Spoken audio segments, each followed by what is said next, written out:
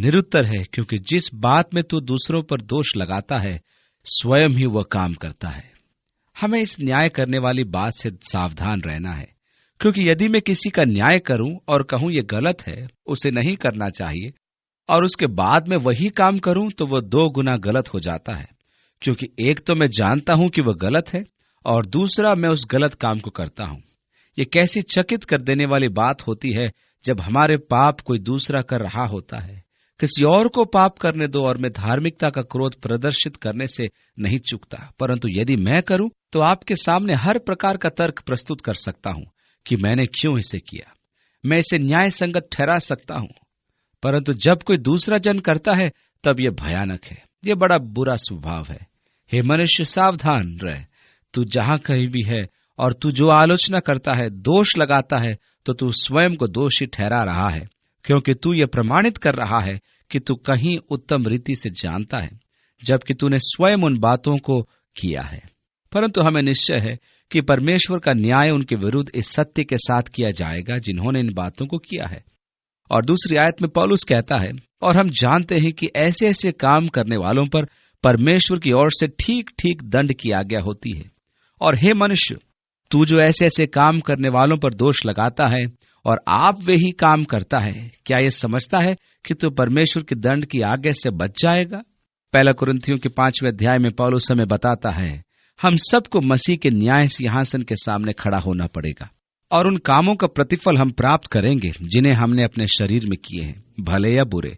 इसलिए प्रभु के भय को जानकर हम मनुष्यों को समझाने का प्रयास करते हैं। क्या आप सोचते हैं कि आप परमेश्वर के दंड से बच जाएंगे? क्या आप सोचते हैं कि आप में परमेश्वर के दंड के विरुद्ध किसी प्रकार की प्रतिरोध की क्षमता है, या कोई ईश्वरीय वरदान जिसके द्वारा आप बच जाएंगे? अथवा क्या आप परमेश्वर की भलाई के धन को तुच्छ समझते हैं?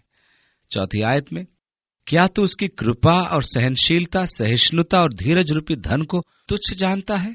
आप उस गलती को देखते हैं जिसे बहुत से लोग अक्सर किया करते हैं, कि वे परमेश्वर की सहनशीलता और धीरज का गलत ढंग से अर्थ लगाते हैं। परमेश्वर हम पर अत्यंत कृपालु है। परमेश्वर हमारे प्रति बहुत धीरज रखता है। वह हमें उस समय तुरंत ही नहीं मिटा देता या हमसे संबंध नहीं तोड़ लेता जब हम कोई बुरा काम करते हैं। परमेश्वर के पास बुरे कर्म करने वालों के लिए बहुत धीरज है। मुझ में ऐसा धीरज नहीं है। मैं अपने में सोचता हूं कि परमेश्वर में भी नहीं होना चाहिए था। मैं तो यही चाहता हूं कि परमेश्वर उनको पृथ्वी पर से मिटा दे। जब मैं इनसे कुछ के बारे में पढ़ता हूं, और जब मैं पढ़ता हूं कि एक मनुष्य ने अपने पूरे परिवार की हत्या कर दी, और आप उसे न्यायालय में देखते हैं और आप ये जानते हैं कि उसे कई महीनों तक अदालत में पेश होना पड़ेगा, तब आप कहते हैं, ओ परमेश्वर, शीघ्र न्याय कर। परंतु जब ये मैं होता हूं, हम क्या बोलते हैं? प्रभु धीरज रखना, अभी मैं अपने आप को सुधार रहा हूं और कुछ ही दिनों में ठीक हो जाऊंगा। परंतु कभी कभी मैं परमेश्वर के धीरज का गलत अर्थ लगाता हूं और उसकी कृपालुता को अनुमति मान लेता हूं, या यह सोचता हूं कि परमेश्वर को वास्तव में इससे क्या लेना देना, अथवा परमेश्वर के लिए कोई मायने नहीं रखता। लोग वास्तव में इतने धोखा खा चुके हैं कि वे विश्वास करते हैं कि परमेश्वर उनके कुकर्मों को अनुमति देता है जिन्हें वे करते हैं, क्योंकि वे कहते हैं, मेरे जीवन में तो अब तक बड़ी आशीषें हैं, कोई बड़ी बीमारी आई नहीं है। ऐसा नहीं है। क्या आप परमेश्वर के न्याय से बच पाएंगे? और आगे उसी आयत में लिखा है, क्या तू नहीं समझता कि परमेश्वर की कृपा तुझे मन फिराव करना सिखाती है? पर तू अपनी कठोरता और हठीले मन के कारण परमेश्वर के क्रोध के दिन के लिए, जिसमें परमेश्वर का सच्चा न्याय प्रकट होगा, अपने लिए क्रोध इकट्ठा कर रहा है। परमेश्वर हर एक को उसके कामों के अनुसार बदला देगा। यह उस प्रकार है जिस प्रकार एक बांध पानी को रोके रहता है। आप भी परमेश्वर के प्रकोप को एकत्रित कर रहे हैं, और जिस दिन उसका धीरज का बांध टूटा, उस दिन उसका प्रकोप आपको सत्यानाश कर देगा। पृथ्वीवासियों पर हाय हाय, क्योंकि 3 तुरहियों का बजना बाकी है। तब हम स्वर्गदूतों के बारे में पढ़ते हैं जो परमेश्वर के प्रकोप की चेतावनी दे रहे हैं, जो उसके कोप के कटोरे को उंडेले जाने के समान मनुष्यों पर आने वाला है। मैं आपको चिता देता हूं कि जिस पृथ्वी पर हम रहते हैं वो न्याय के लिए पककर तैयार होती जा रही है। सच्चाई तो यह है कि आज जब मैं संसार पर दृष्टि करता हूं तथा आज के संसार के कामों को देखता हूं, तब मैं सोचता हूं कि परमेश्वर न्याय करने के लिए कितनी देर रुका रहेगा। बाइबल हमें बताती है कि जब तक नूह जहाज बनाता रहा, तब तक परमेश्वर भी प्रतीक्षा करता रहा, परंतु अंततः दंड आया। परमेश्वर का दंड फिर से आने वाला है और यह सब परमेश्वर के न्याय प्रिय धर्मी क्रोध के प्रकट होने तक एकत्रित किया जा रहा है। और 6 आयत से आगे, वह हर एक को उसके कामों के अनुसार बदला देगा। जो सुकर्म में स्थिर रहकर महिमा और आदर और अमरता की खोज में है, उन्हें वो अनंत जीवन देगा। पर जो विवादी हैं और सत्य को नहीं मानते वरन अधर्म को मानते हैं, उन पर क्रोध और कोप पड़ेगा और क्लेश और संकट हर एक मनुष्य के प्राण पर जो बुरा करता है आएगा, पहले यहूदी पर फिर यूनानी पर। परंतु महिमा और आदर और कल्याण हर एक को मिलेगा जो भला करता है, पहले यहूदी को फिर यूनानी को, क्योंकि परमेश्वर किसी का पक्षपात नहीं करता। इसमें कोई फर्क नहीं पड़ता कि आप यहूदी हैं या अन्य जाति। परमेश्वर व्यक्तियों का पक्ष नहीं लेता, वह तो ये देखता है कि आप क्या हैं और आप क्या कर रहे हैं।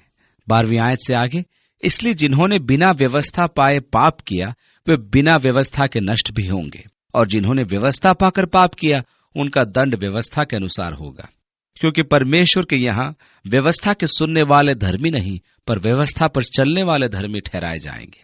फिर जब अन्य जाति लोग जिनके पास व्यवस्था नहीं, स्वभाव ही से व्यवस्था की बातों पर चलते हैं, तो व्यवस्था उनके पास न होने पर भी वे अपने लिए आप ही व्यवस्था हैं।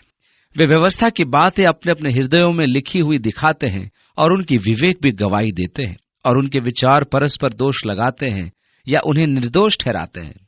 जिस दिन परमेश्वर मेरे सुसमाचार के अनुसार यीशु मसीह के द्वारा मनुष्यों की गुप्त बातों का न्याय करेगा। अब पौलुस रोम में यहूदियों को संबोधित करता है और कहता है, यदि तू यहूदी कहलाता है और व्यवस्था पर भरोसा रखता है और परमेश्वर के विषय में घमंड करता है और उसकी इच्छा जानता और व्यवस्था की शिक्षा पाकर उत्तम उत्तम बातों को प्रिय जानता है और अपने पर भरोसा रखता है कि मैं अंधों का अगुआ और अंधकार में पड़े हुओं की ज्योति और बुद्धिहीनों का सिखाने वाला और बालकों का उपदेशक हूँ और ज्ञान और शक्ति का नमूना जो व्यवस्था में है मुझे मिला है।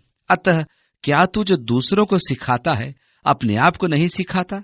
क्या तू जो चोरी न करने का उपदेश देता है आप ही चोरी करता है? तू जो कहता है व्यभिचार न करना, क्या आप ही व्यभिचार करता है? तू जो मूर्तों से घृणा करता है, क्या आप ही मंदिरों को लूटता है? तू जो व्यवस्था के विषय में घमंड करता है, क्या व्यवस्था न मानकर परमेश्वर का अनादर करता है? अब पौलुस यहूदियों के बारे में बोल रहा है कि वे आत्मिकता में अन्य मनुष्यों से आगे थे। परमेश्वर ने यहूदियों पर अपनी इच्छा प्रकट की थी। परमेश्वर ने यहूदियों को एक व्यवस्था दी थी कि वे अंधों के मार्गदर्शक और अंधकार में ज्योति और मूर्खों को सिखाने वाले हों। परंतु पौलुस ने कहा, देखो, दूसरों को सिखाने में क्या तुम स्वयं सीख रहे हो? यीशु ने अपने शिष्यों से कहा था, जब तक कि तुम्हारी धार्मिकता शास्त्रियों और फरीसियों से बढ़कर न हो, तब तक तुम स्वर्ग के राज्य में प्रवेश न करोगे। और उसने उदाहरण द्वारा समझाया है कि शास्त्रियों और फरीसियों की धार्मिकता पूरी तरह से बाहरी दिखावा थी, जबकि मन में वे व्यवस्था के तोड़ने वाले थे। व्यवस्था कहती है तू हत्या न करना, परंतु तुम मनुष्य से इतनी घृणा करते हो कि वश में हो तो उसे मार डालो। वह कहता है कि यह व्यवस्था तोड़ना है, यह हत्या करने के बराबर है। तू व्यभिचार न करना, परंतु तुम काम वासना से जलते रहते हो। परमेश्वर कहता है, देखो, तुमने इस प्रकार अपने मन में व्यभिचार किया है। व्यवस्था तो आत्मिक है, इसलिए पौलुस कह रहा है, देखो, तुम सिखाते हो कि व्यभिचार न करना, क्या तुम व्यभिचार नहीं करते? तुम कहते हो कि मूर्ति न रखना, उनकी पूजा उपासना न करना, क्या तुम अपवित्र नहीं करते? या तुम्हारे जीवन में किसी प्रकार की मूर्तियां नहीं है? बेटा, हारने में और